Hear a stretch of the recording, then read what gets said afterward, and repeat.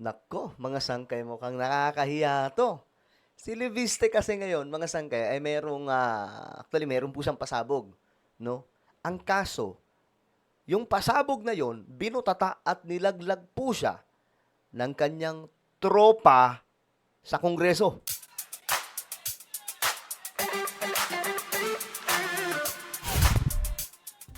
So eto guys, pag-usapan po natin, mga sangkay, kasi nga po itong si Leviste, niyari po ng kanyang tropa, no?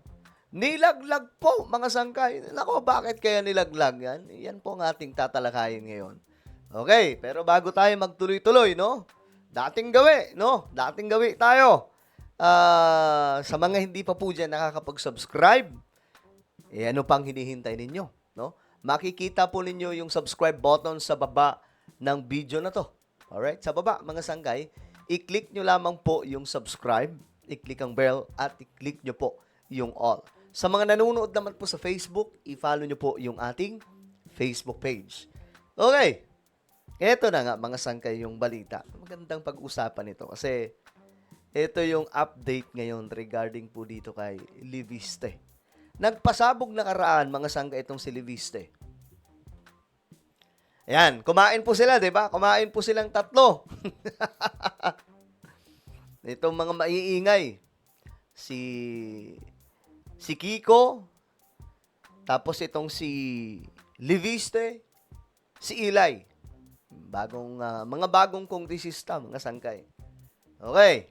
Ngayon, di nagkwentuhan itong mga ito, mga sangkay. Ewan ko saan to kumain. Ito ang balita. Ito yung pasabog ni Leviste.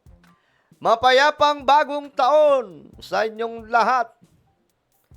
May kopya na rin pala ng listahan ng flood control project insertions sina Congressman Kiko Barzaga at Congressman Eli San Fernando.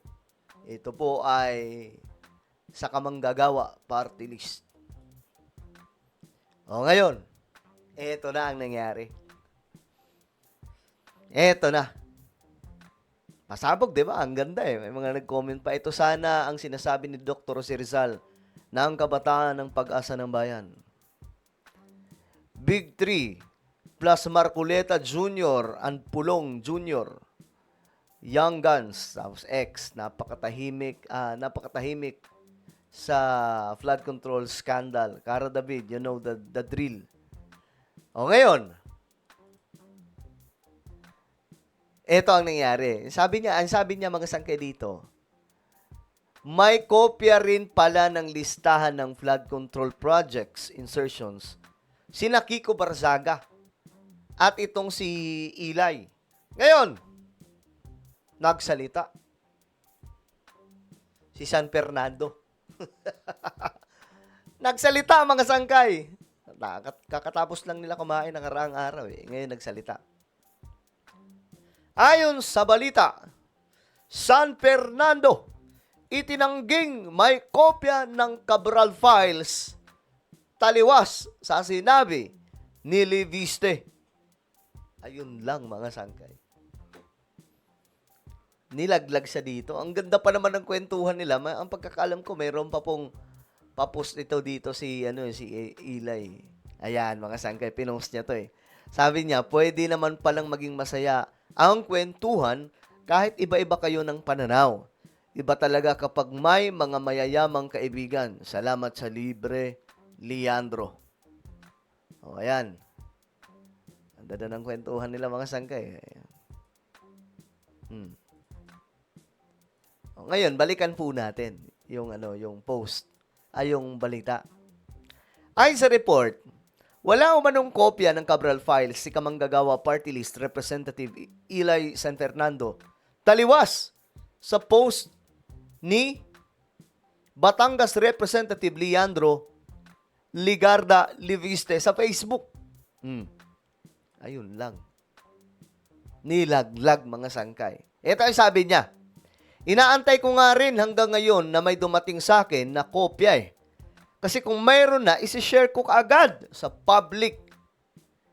Sabi ni San Fernando nang tanungin ng isang mamamahayag kung mayroon itong kopya ng files ni dating DPWH Undersecretary Cabral. So, sa madaling sabi, sinungaling itong si Leandro Leviste. Malinaw ang kanyang sinabi dito. Malinaw ang kanyang sinabi. Ito, nanggagamit kasi ng mga tao to no? May kopya rin pala ng listahan ng flood control. Pinangalanan po niya mga sangkay. Ayan ewan ko lang, si Kiko Barsaga. Kung magsasalita din ng ganito. Nagkalaglagan mga sangkay. Ngayon, sabi dito, taliwas naman ito sa post ni Leviste sa Facebook noong linggo. Kasama sa post ng isang litrato ng dalawa kasama si suspended Dasmariñas Representative Francisco Barzaga. Aray ko, bakit suspended? Grabe naman yung suspended. Okay. Ito yung sinabi. Inulit ang post. Mapayapang bagong taon sa inyong lahat. May kopya na rin pala ng listahan ng flood control project insertion sina Congressman Kiko Barzaga at Ilay San Fernando Kamanggagawa Party List. Sabi ito ni Leviste.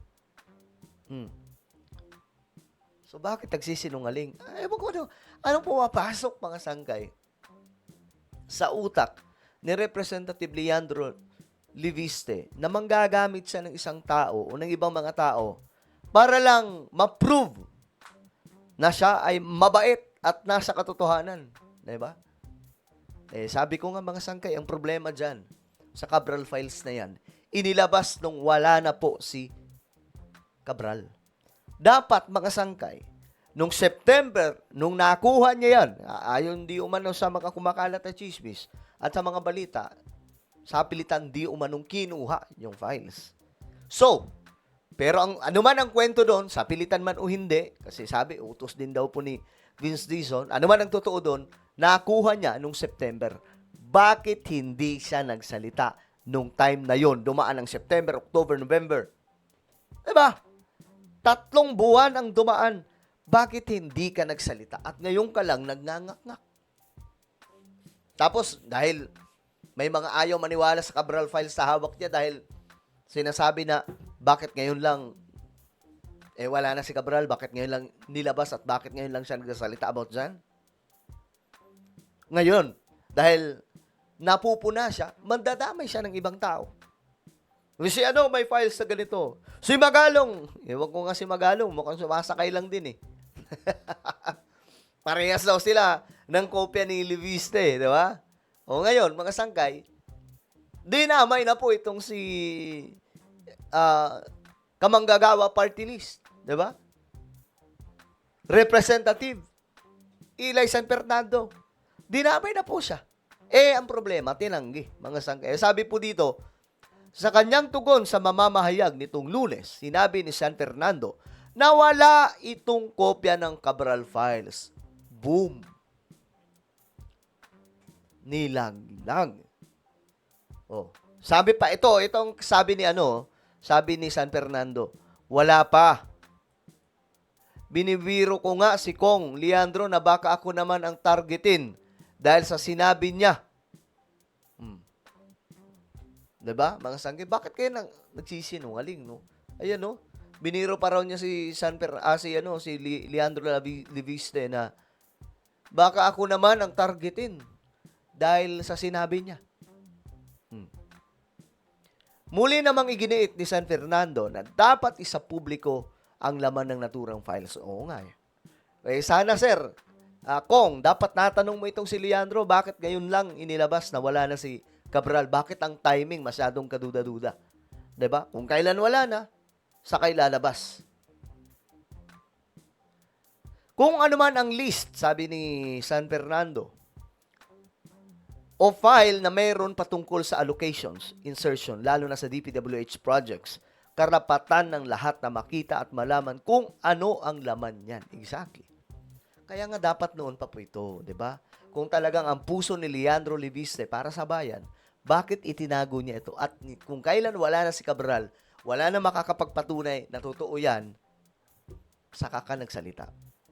Bakit hindi nung panahon na yun? Nabuhay pa, gising pa si Cabral. O ngayon, ano ang opinion nyo dito mga sangkay? Nilaglag si Leviste ng kanyang tropa na si Eli San Fernando. Hinihintay ko magsalita si Kiko Barsake.